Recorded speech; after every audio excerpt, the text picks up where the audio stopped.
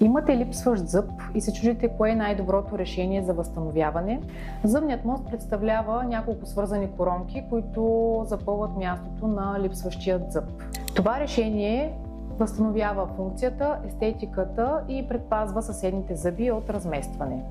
В Дентол изработваме няколко основни вида зъбни мостове. Металокерамични, които са класическо и стабилно решение. Другият вариант е циркониеви, които са с висока естетика, биосъвместимост и са напълно безметални. Ние в Дентол се грижим моста да бъде удобен, функционален и да се слива напълно със съседните зъби. Зъбният мост е бързо и стабилно решение за възстановяване на усмивката.